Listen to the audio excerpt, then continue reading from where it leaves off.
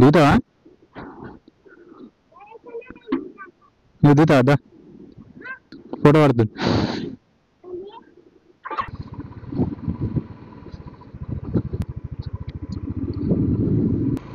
Hi friends, welcome to my channel. అయితే ఈరోజు దీనికి మనకి ఉన్న యాక్షన్ కెమెరాకి మైక్ని అయితే పెట్టి ట్రై చేస్తున్నాము. సో అది ఎలా రికార్డ్ అవుతుంది, దాని ఆడియో క్వాలిటీ ఎంతలా వస్తుందని చెప్పేసి ట్రై చేస్తున్నాను. ఇది నేను ఆన్లైన్లో ఒక మైక్, చిన్న మైక్ అయితే తక్కువ బడ్జెట్లో తెచ్చాను. అది ఇప్పుడు ఎంతలా రికార్డ్ అవుతుంది, దాని క్వాలిటీ, ఆడియో క్వాలిటీ, అవుట్పుట్ ఎంత వస్తుందని చెప్పేసి చెక్ చేద్దామని చెప్పేసి ట్రై చేస్తున్నాను. యూనిట్ లో కాకుండా డైరెక్ట్ కెమెరా పెట్టి యూజ్ చేసినప్పుడు అయితే ఈ మైక్ కన్నా కెమెరాలో క్వాలిటీ ఎక్కువ వస్తున్నది. అంటే ఇప్పుడు నేను మైక్ ఏదైతే ఉందో అది కెమెరాకి అటాచ్ చేసి రికార్డ్ చేసిన దానికన్నా ఆడియో క్వాలిటీ అది డైరెక్ట్ గా కెమెరాకే రికార్డ్ అయ్యేదానికైతే రికార్డే మంచి క్వాలిటీగా వస్తుంది. ఇప్పుడు ఈ హెల్మెట్ లో ఎంత క్వాలిటీ ఇస్తుంది, దాన్ని కొంచెం ఎడిట్ చేసుకున్నాకైనా ఆడియో క్వాలిటీ బాగుంటుందో ఉండదో ఒకసారి చెక్ చేసుకోవాలి. ఎందుకంటే ఇప్పుడు ఆల్రెడీ మనం ఒక మంచి హెల్మెట్ తీసుకొని బైక్ ఉన్నది, ఎన్ని రకాలుగా ఉన్నాక కూడా ఒక ఆడియో క్వాలిటీ రాలేదనుకో, వీడియోని ఎక్కువ మనము ప్రజెంట్ చేయలేము చాలా వాటికి. సో అందుకనే ఈ మైక్ని ఒకసారి టెస్ట్ చేసుకొని, ఈ మైక్ ఇన్కేస్ సూటబుల్ కాలేదనుకో ఇంకో మైక్ని ఏదన్నా తెచ్చుకోవాలి. ఎందుకంటే ఆడియో క్వాలిటీ చాలా ఇంపార్టెంట్. మనకు ఇప్పుడు ట్రావెల్ చేసేటప్పుడు మెయిన్గా మనకు ఆడియో క్వాలిటీ బాగుంటేనే మనము ట్రావెల్ చేసేటప్పుడు మనం ఫీల్ అయ్యే ఎక్స్పీరియన్స్, అలాగే ఇంకేదైనా విషయాన్ని చెప్పాలనుకున్నా కానీ మంచిగా చెప్పొచ్చు, అలాగే చెప్తుందని ఆడియన్స్కి మంచిగా వినిపించవచ్చు కూడా.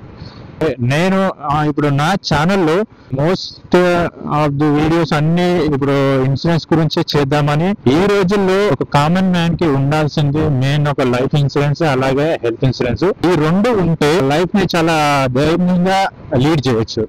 ఎందుకంటారంటే ఇప్పుడు ఇన్ కేస్ ఆయనకి ఏమైనా హెల్త్ ఇష్యూ అయిందనుకో, ఇప్పుడు హాస్పిటల్లో మీరు చాలా మంది చూసే ఉంటారు బిల్ ఏ రకంగా అవుతుందో అని చెప్పేసి.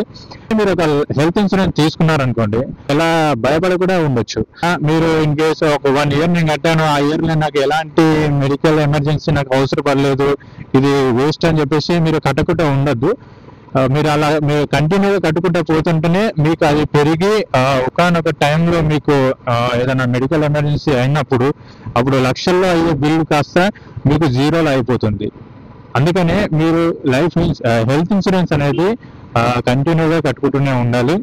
మీరు ఏజెంట్ని కన్సల్ట్ అయ్యి వాళ్ళు ఏ ఏజ్ వారికి ఎంత ఏముంటుందని చెప్పేసి తెలుసుకొని అది మీరు కంటిన్యూ చేయండి. మొత్తం టోటల్ మీ ఫ్యామిలీ మొత్తం ప్రీమియం తీసేసుకోండి.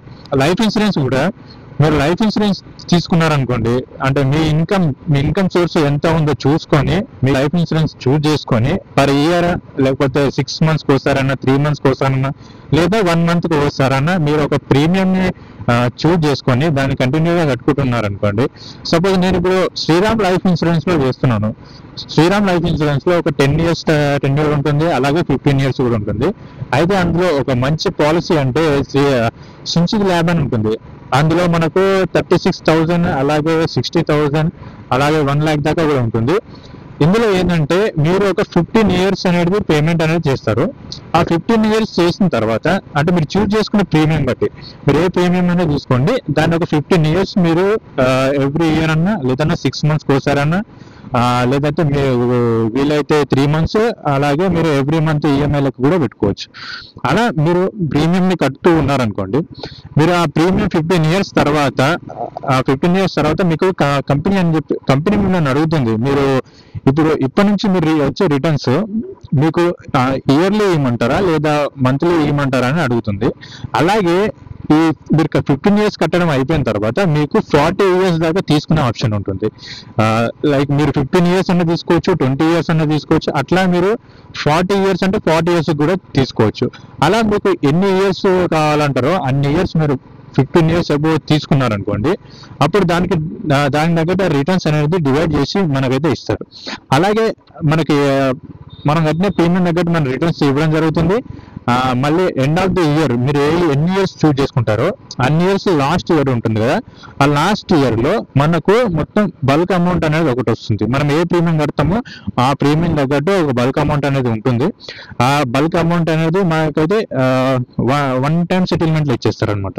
ఇప్పుడు మీరు 15 years చూస్ చేసుకున్నారు అనుకోండి, 15 years every year certain amount అని చెప్పేసి ఇస్తారు. అలాగే మళ్ళీ last year end of the year కూడా మీకు బల్క్ అమౌంట్ అనేది ఇవ్వడం జరుగుతుంది. సో ఇది మీరు ఒక రిటైర్మెంట్ ప్లాన్ గా చూస్ చేసుకోవచ్చు. మీకు ఒక మంచి సెక్యూరిటీ అమౌంట్ ఉంటుంది.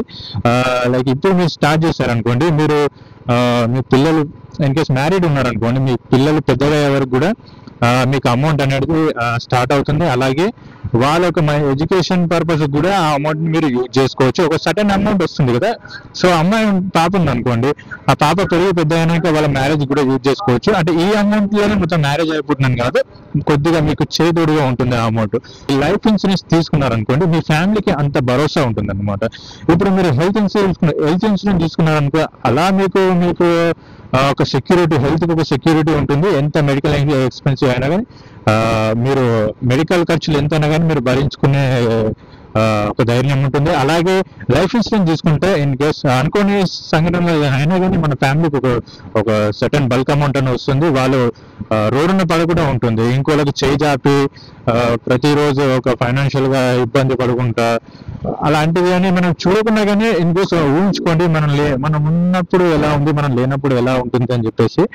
అందుకనే నేను అంటున్నాను, ఈ రెండు మనకు ఉన్నాయనుకోండి, మనం లైఫ్ ని చాలా ధైర్యంగా లీడ్ చేయొచ్చు. ఎలాగైనా సరే పెద్ద అమౌంట్ వస్తుందని చెప్పేసి పెద్ద పాలసీ తీసుకొని ఒక 1 ప్రీమియం కట్టేసి తర్వాత నుంచి స్ట్రగుల్ అయితే ఉంటారు కదా, సో అలా చేయొద్దు. మన ఇన్కమ్ సోర్స్ ఎంత ఉందో మీరు ఒక ఏజెంట్ ని పిలిపించుకోండి, నాకు ఎవ్రీ మంత్ ఇంత ఇన్కమ్ సోర్స్ ఉంటుంది, దీనికి రిలేటెడ్ గా నాకు ఒక మంచి పాలసీ చెప్పమని చెప్పేసి ఒక మీకు నియర్ బై ఉన్న ఏజెంట్ ని అడగండి.